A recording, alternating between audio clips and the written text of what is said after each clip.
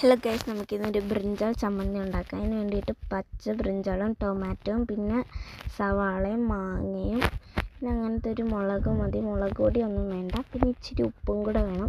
നമുക്ക് ഉണ്ടാക്കാം. പിന്നെ പാൻ അടുപ്പിൽ വെച്ച് ചൂടാക്കണം. ആ സമയത്ത് നമുക്ക് നല്ലതായിട്ട് ചൂടാകണം. ആ സമയത്ത് നമുക്ക് ഈ മുളകിൻ്റെ തണ്ട് ഇങ്ങനെ ഒടിച്ച് കളയാം. ഒരു 5-6 മുളക് വേണം. അത് നല്ലതായിട്ടൊന്ന് വറുത്തെടുക്കാം. നമ്മൾ ഇങ്ങനെ പൊടിച്ചാൽ ഇങ്ങനെ നല്ലതായിട്ട് പൊടിഞ്ഞു പോകുന്ന രീതിയിലാക്കാം. അത് കഴിഞ്ഞിട്ട് എല്ലാം അങ്ങനെ വറുത്തെടുക്കണം. മാങ്ങ അങ്ങനെ വറുത്തെടുക്കണ്ട, ബാക്കിയെല്ലാം അങ്ങനെ ഒന്ന് വറുത്തെടുക്കണം. നല്ല ടേസ്റ്റാണ്. എല്ലാവരും ഒന്ന് മസ്റ്റ് ട്രൈ ആണ്. ഞാൻ ഇന്നലെയും കൂടെ കഴിച്ചതേ ഉള്ളൂ. ഇത് കുറച്ച് ദിവസത്തിന് മുമ്പേ എടുത്തൊരു വീഡിയോ ആണ്. പിന്നെ വോയിസ് ഓവർ എടുക്കാൻ സമയമില്ലായിരുന്നു.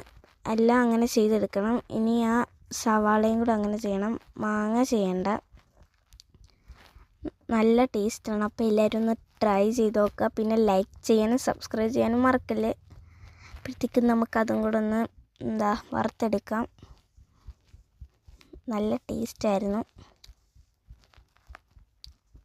നല്ലതായിട്ടൊന്ന് വറുത്ത് ഇച്ചിരി എണ്ണയും കൂടെ ഒഴിച്ചു കൊടുത്ത്, ഇച്ചിരി എണ്ണ ഉള്ളായിരുന്നു, അതുകൊണ്ട് ഇച്ചിരി എണ്ണയും കൂടെ ഒഴിച്ചു കൊടുത്ത് നല്ലതായിട്ടൊന്ന് വറുത്തെടുക്കാം.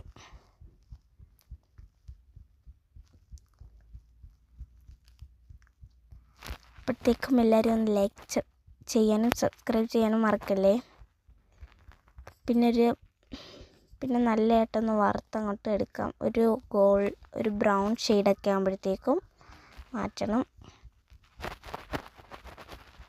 പിന്നെ ഒരു മിക്സി എടുക്കണം. അതിനകത്തോട്ട് മുളകും ഇതൊക്കെ ഇട്ട് കൊടുക്കണം. ഞാൻ ലാസ്റ്റായിരുന്നു സവാള ഇട്ട് കൊടുത്തത്.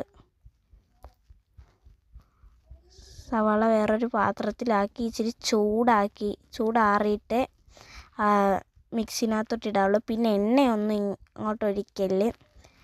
ലാസ്റ്റ് നമ്മൾ ഇച്ചിരി എണ്ണ ഒഴിക്കുന്നുണ്ട്. ഇതൊക്കെ കഴിഞ്ഞിട്ട് ഇതിച്ചിരി ചൂടാകണം.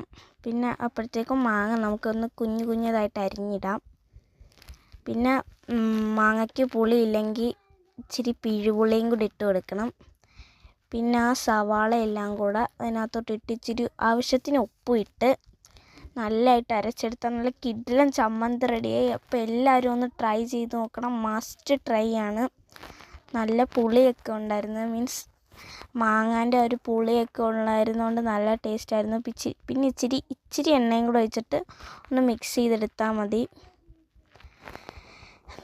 ഒരു പ്ലേറ്റ് ചോറ് വേണേന് നമുക്കിനി. അപ്പോൾ നെക്സ്റ്റ് വീഡിയോ കാണുന്നതായിരിക്കും. Bye by.